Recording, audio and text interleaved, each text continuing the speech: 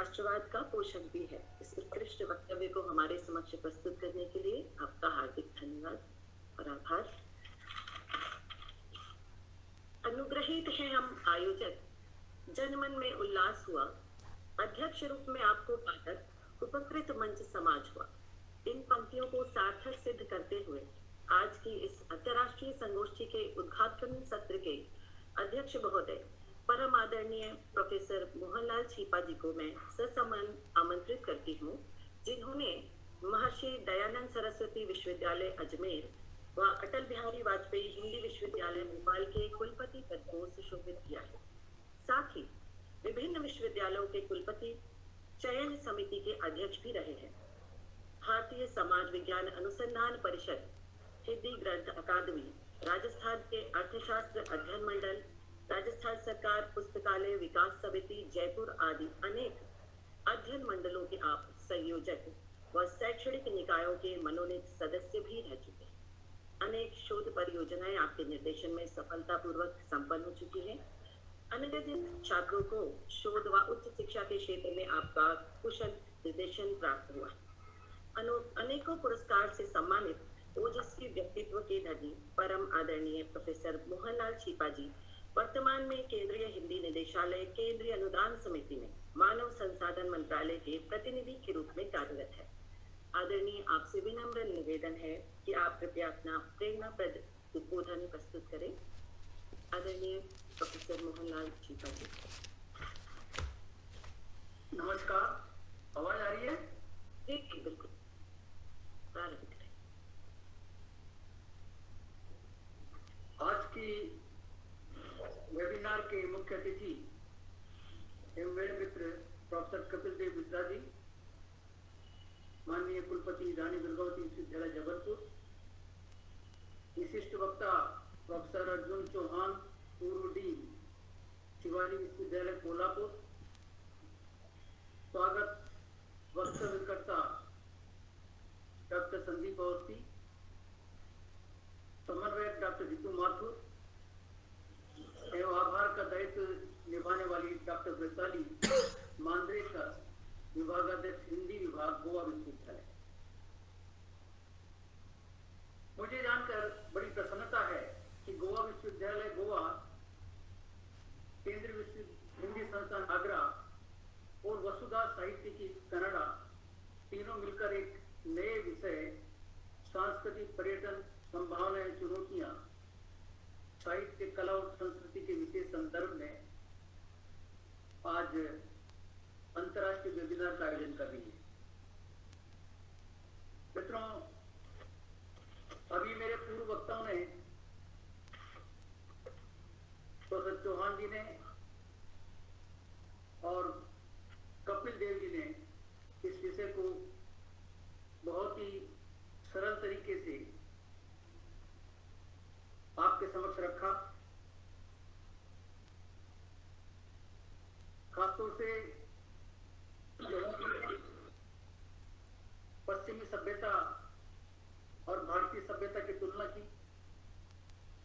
किस प्रकार से रूस में साहित्यकारों का अधिक महत्व है, वनस्पति की राजनीतिज्ञों के उसकी जानकारी दी और पर्यटन के संबंध में उसके अलग अलग पक्षों की भी चर्चा की। कपिल देव जी ने, क्योंकि भारतीय ज्ञान परंपरा के विद्वान हैं, इतिहास के विद्वान हैं, भारत के संदर्भ में सभी जानकारियां हम सबके समक्ष रखी और किस प्रकार से नारद जी को प्रथम सांस्कृतिक पर्यटक बताया, वह वास्तव में उनकी खोज को, उनके शोध को एक हम सब के लिए एक नई दिशा देता है। मित्रों, उन्होंने भारत के अलग अलग पक्षों पर, आध्यात्मिक पक्ष पर, धार्मिक पक्ष पर,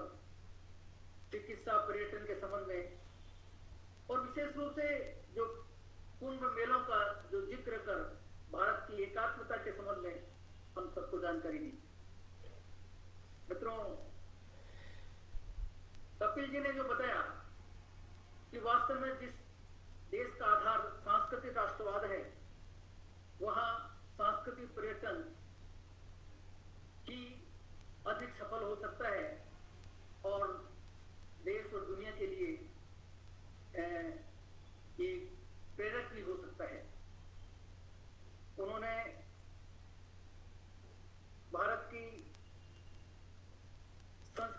संस्कृति की कई विशेषताओं का जिक्र करते हुए चुनौतियों का भी जिक्र भी किया।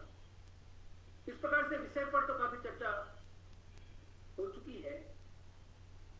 मैं संक्षेप में अपना अध्यक्षीय भाषण के रूप में कुछ चीजें बताना चाहूंगा। मित्रों, मैं आज जब विषय के संबंध में थोड़ा देख रहा था तो मुझे गोवा विश्वविद्यालय का जो लोगो है उसमें जो लिखा है नॉलेज इज डिवाइन, ज्ञान दिव्य है, ये सब सांस्कृतिक पर्यटन से जुड़ी हुई चीजें हैं। क्योंकि नॉलेज इज डिवाइन इसका मतलब है कोरे शैक्षणिक ज्ञान से तो व्यक्ति मोहित हो सकता है, भ्रमित हो सकता है। मनुष्य केवल दिव्य ज्ञान से ही पूर्ण बनता है। दिव्य ज्ञान केवल अनुभूति द्वारा ही प्राप्त किया जा सकता है और दिव्य ज्ञान से ही व्यक्ति विश्वासों में दृढ़ रह सकता है। जो भगवान के शरणागत होता है वही आत्म संयमी होता है और दिव्य होता है। इसलिए हम विश्वविद्यालय, सभी विश्वविद्यालय अपने अपने विश्वविद्यालय ज्ञान को किस प्रकार से दिव्य बनाए और लोगों को विश्व के विभिन्न भागों से आकर्षित करते हैं, सांस्कृतिक पर्यटन की दृष्टि से इस पर विचार करना है। मैं जब केंद्रीय हिंदी संस्थान के बारे में देख रहा था तो उनके लोगों में लिखा है ज्योतित हो जन जन का जीवन। मतलब वह हिंदी संस्थान हिंदी भाषा के मार्फत प्रत्येक व्यक्ति के जीवन में ज्योति भरना चाहता है, चमकता हुआ प्रकाश वो वहां उपलब्ध करवाना चाहता है। और वसुधा साहित्य की कनाडा की डॉक्टर स्नेह ठाकुर तो वास्तव में हिंदी के विश्वदूत हैं, जिन्होंने हिंदी के संबंध में कनाडा में बहुत कार्य किया है और प्रवासी भारतीय के रूप में बहुत सेवा की है। आज ये तीनों संस्थाएं इस नए विषय पर आयोजित वेबिनार आयोजित कर रही हैं। हम सब जानते हैं कि 27 सितंबर दुनिया भर में विश्व पर्यटन दिवस के रूप में मनाया जाता है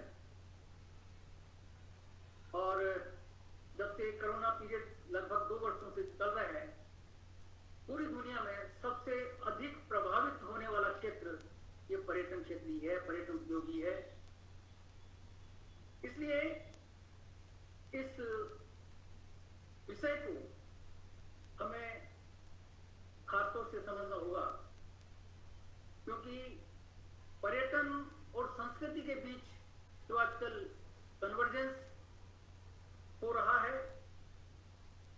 लोगों की सांस्कृतिक अनुभवों में जो रुचि बढ़ रही है, इससे अद्वितीय अवसर प्राप्त हो रहे हैं। कई तरह की विकास की संभावनाएं बढ़ रही हैं, लेकिन साथ साथ इसकी जटिल चुनौतियां भी उपस्थित हैं। मित्रों, जैसा मिश्रा जी ने और चौहान जी ने बताया कि सांस्कृतिक पर्यटन किसी विशेष संस्कृति के बारे में अनुभव करने और सीखने के लिए विशेष स्थलों पर जाने वाले यात्रियों का कार्य है।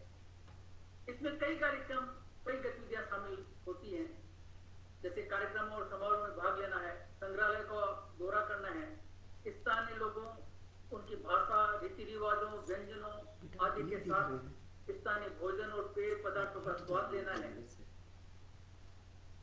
इसमें इसमें कई तरह की गतिविधियां, जैसा मिश्रा जी ने इसका भी जिक्र किया, होम स्टे में स्थानीय परिवारों के साथ रहना, किसी गांव या कस्बे का भ्रमण करना, स्थानीय रोजगार के बारे में सीखना, स्थानीय समुदाय में स्वयंसेवी कार्य करना, खाना पकाने, कला, कढ़ाई आदि जैसे पाठ्यक्रम लेना, संग्रहालय के दौरा करना, किसी धार्मिक स्थान, मंदिर, मस्जिद, गुरुद्वारा, चर्च ऐसे धार्मिक भवन में जाना, स्थानीय समुदाय के सदस्यों का साथ समूहीकरण करना, स्थानीय बाजार में खरीदारी का क्षेत्र, स्थानीय भोजन और पेय पदार्थों का आनंद लेना, ऐसी कई गतिविधियां हैं जो कि सांस्कृतिक पर्यटन के अंतर्गत आती हैं।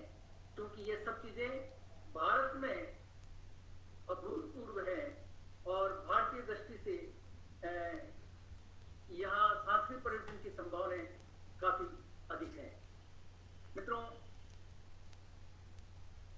सांस्कृतिक पर्यटन से जो लाभ है, जैसा मिश्रा जी ने बताया कि सबसे बड़ा सकारात्मक आर्थिक प्रभाव है, जो इससे वंचित समुदायों को फलने फूलने का इसमें अवसर मिलता है। जो इसमें पैसा मिलता है वो सोशल वेलफेयर के लिए उसका उपयोग हो सकता है, संस्कृति को संरक्षित करने में मदद मिलती है। तो इस प्रकार से सांस्कृतिक पर्यटन के संबंध में, जैसा मिश्रा जी ने बताया, हमारे शास्त्रों में विस्तार से लिखा हुआ है। पंचतंत्र जो नामक भारतीय साहित्य दर्शन में कहा गया है, विधात्तिम शिल्पम तावनाप्य नोति मानव है, सम्यक यावद ब्रजति न भूमो देश दशा देशांतर है। अर्थात प्रकृति के रमणीय सौंदर्य को निहारे बिना जीवन में शांति, संतुष्टि एवं आत्मिक आह्लाद संभव नहीं है।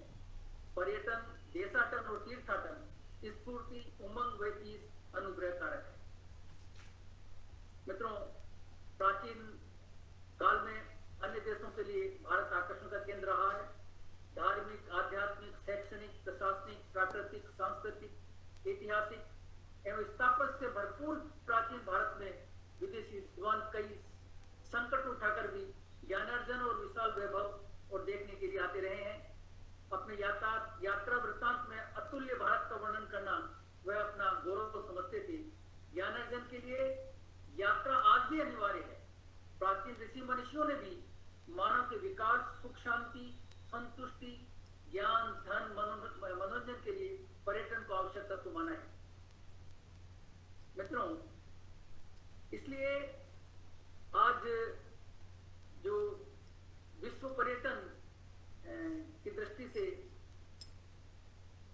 प्रत्येक देश में सांस्कृतिक पर्यटन की दृष्टि से अलग अलग महत्व है, अलग अलग रैंकिंग उनकी है और भारत भी इस पे अछूता नहीं है। भारत में जो पर्यटन है, सांस्कृतिक पर्यटन की दृष्टि से लाखों लोग प्रतिवर्ष आते हैं। हमारे यहाँ जो खाते सांस्कृतिक पर्यटन के अलग अलग रूप हैं। जो पारिस्थितिक पर्यटन, इको टूरिज्म, ये भी इसका पार्ट है। चिकित्सा पर्यटन, ये भी इसका पार्ट है। शैक्षिक पर्यटन, ये भी इसका पार्ट है। और साहसिक पर्यटन, काला पर्यटन, एग्रो टूरिज्म, स्पोर्ट्स टूरिज्म, संगीत टूरिज्म, तीर्थाटन, ये इतने पक्ष हैं जो जिनके द्वारा भारत में निरंतर लोग संख्या बढ़ रही है। आज इस विषय में इसको साहित्य, कला और संस्कृति से जोड़ा है। मित्रों, जो साहित्य है, जिसमें सब आप लोग हिंदी के विद्वान हैं, वाचिक और लिखित दोनों इसमें शामिल हैं। आज भारत के पास में विशाल साहित्य का भंडार है। संस्कृत साहित्य है, पाली साहित्य है, प्राकृत है, हिंदी साहित्य है, उर्दू साहित्य है, उड़िया, बांग्ला, असमिया, इतने तरह के खजाने हैं भारत के पास में। भारतीय साहित्य में आज हमारे वेद, उपवेद, ब्राह्मण ग्रंथ, आरण्यक,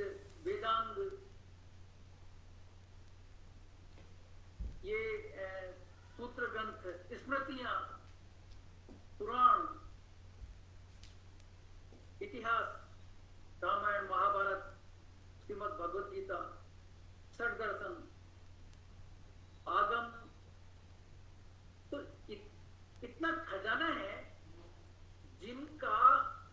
जिनके ज्ञान का अभी हम भारतीय भी पूरा उपयोग नहीं कर पा रहे हैं और न ही अभी विदेशों को भी पर्याप्त मात्रा में बता पा रहे हैं। यदि भी काम हुआ है, लेकिन हम सब इन शास्त्रों के ज्ञान से अभी हम अपरिचित हैं। इसलिए मित्रों, आयोजकों ने जो साहित्य की बात की है, इसलिए बहुत आवश्यक है कि सर्वप्रथम हम भारत के जो ज्ञान परंपरा है, भारत के जो शास्त्र हैं, इन सब का अध्ययन करें और उनमें हर क्षेत्र के संबंध में जो ज्ञान है वो हम भारत के लोगों को और विदेश के लोगों को परोसें, तो निश्चित रूप से हमारा सांस्कृतिक पर्यटन है वो बढ़ेगा। कला के क्षेत्र में हम सब जानते हैं कि भारतीय परंपरा के अनुसार कला उन सारी क्रियाओं को कहते हैं जिनमें कौशल अपेक्षित हो। और हमारे यहाँ स्थापत्य कला, मूर्ति कला, चित्रकला, संगीत, काव्य, नृत्य, रंगमंच, इतनी चीजें हैं। अभी कपिल जी ने मूर्ति कला, स्थापत्य कला की चर्चा की, एलोरा अजंता गुफाओं की चर्चा की। अभी मुझे भी वहां जाने का अवसर मिला, मैं देखकर दंग रह गया कि किस प्रकार से हमारे कलाकारों ने उनको गढ़ा होगा, बनाया होगा। अकल्पनीय है सब चीजें, कितने इतने ऊंचाई पर पत्थरों को ले गए होंगे, किस तरह से पहाड़ को काट कर ऐसा बना दिया होगा। तो ये विदेशियों के लिए तो वास्तव में ही बहुत ही आश्चर्यजनक चीजें हैं। इसलिए हम सबको हमारी कलाओं के बारे में भी शोध करना होगा। हमारे शास्त्रों में 64 कलाओं का जिक्र किया गया है। यदि 64 जिनका हम केवल नाम ही नाम जानते हैं, यदि उन पर आगे शोध किया जाए तो ये हमारे सांस्कृतिक पर्यटन को बढ़ावा देंगे। मित्रों, संस्कृति के संबंध में भी अभी मित्र जी ने काफी बताया है और जो भारतीय संस्कृति है उसकी विशेषताओं पर भी चर्चा की। उन्होंने जैसे बताया कृणवंतो विस्मार्यम, कि हम विश्व को श्रेष्ठ बनाने के लिए काम करते हैं, ये हमारी अवधारणा रही है। तो जब विश्व को ही श्रेष्ठ बनाना है तो श्रेष्ठ कैसे बनाएंगे, इस संबंध में हम देखेंगे कि और ये हमारे पूर्वजों ने इस संबंध में काफी कार्य किया है। तो ये सब विदेशियों को, भारत से बाहर जो लोग रह रहे हैं उनको आकर्षित करने के लिए पर्याप्त है। हमारी जो वसुधैव कुटुंबकम का अवधारणा है, आज पूरे दुनिया में एकल परिवारों का बोलबाला है, लेकिन हमारे यहाँ पूरे विश्व को ही एक परिवार के रूप में माना है। अयम निजय परोवेति गणना लघुचित्तसाम उदारचरिता नाम तु वसुधैव कुटुंबकम। हमने स्वदेशो भुवनत्रयम, तीनों लोग हमारे लिए स्वदेश हैं, इसकी कल्पना की है। जैसा अभी मिश्र जी ने बताया, एकम सत विप्रा बहुधा वदंती, सत्य एक है लेकिन विद्वान लोग उसको तरह तरह से व्याख्या करते हैं। हमने सबके कल्याण की बात की है, स्वयं के कल्याण नहीं की। सर्वे संतु निरामया सर्वे भद्राणि पश्यन्तु मा कश्चित् दुख भाग भवेत्। तो हमारी कर्म प्रधान संस्कृति रही है। तो इसलिए मित्रों, हमारे ये सब चीजें जो शिक्षा से संबंधित है उसके बारे में मार्क ट्वेन ने कहा है कि भारत उपासना पंथों की भूमि है, भाषा की जन्मभूमि है, इतिहास की माता है, पुराणों की दादी है एवं परंपराओं की परदादी है। मनुष्य के इतिहास में जो भी मूल्यवान एवं सृजनशील सामग्री है उसका भंडार अकेले भारत में है। यह ऐसी भूमि है जिसके दर्शन के लिए सब लालायित रहते हैं और एक बार उसकी हल्की सी भी झलक मिल जाए तो दुनिया के अन्य सारे दृश्यों के बदले में भी उसे छोड़ने के लिए तैयार नहीं हो। मित्रों,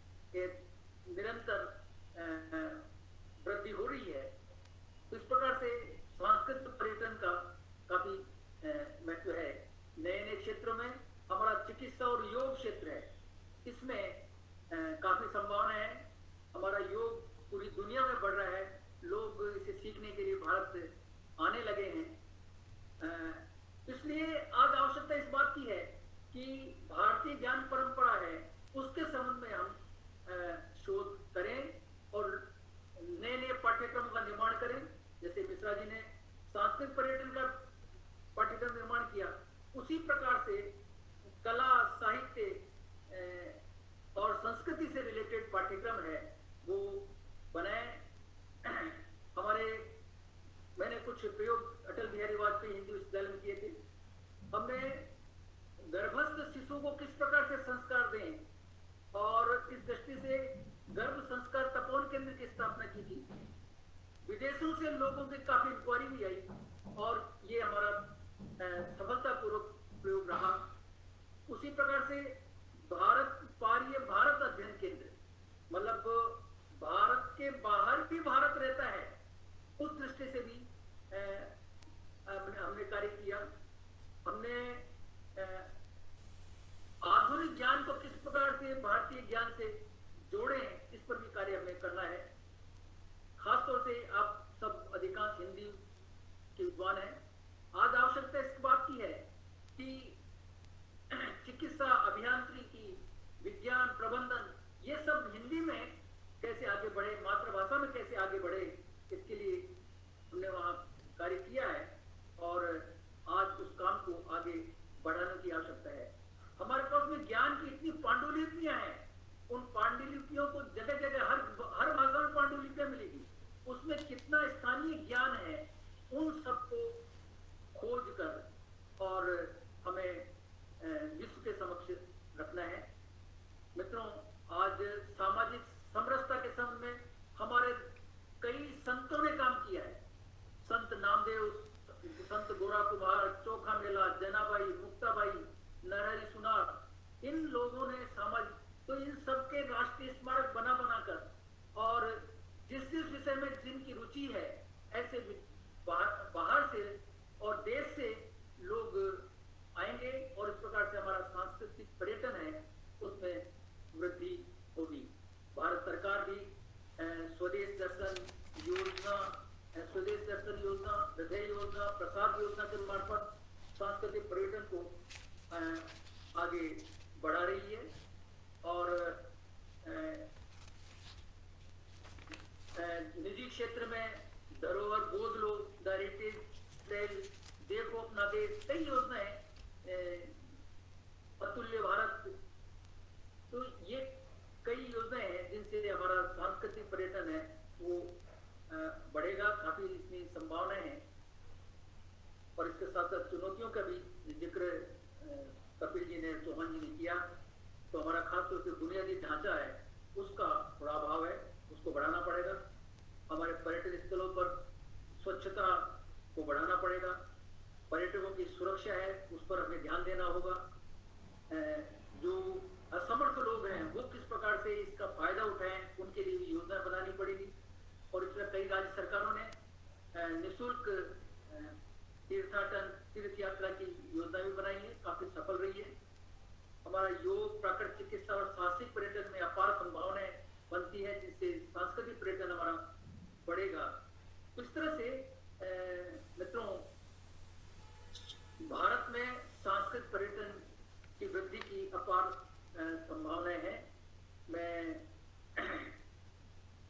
और इस दृष्टि से हम लोगों को काम करना पड़ेगा। हमें खासतौर से साहित्य का सृजन इन पर्यटन की दृष्टि से हमें करना पड़ेगा। अलग अलग क्षेत्र चुनने पड़ेंगे, उनके लिए साहित्य निर्माण करना पड़ेगा, पाठ्यक्रम बनाने होंगे।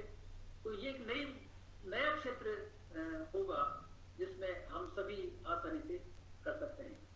समय हो गया है मित्रों, आपने मुझे आमंत्रित किया और अपनी बात रखने का अवसर दिया। मैं हृदय से नमस्कार करता हूँ। धन्यवाद। जय हिंद, जय भारत।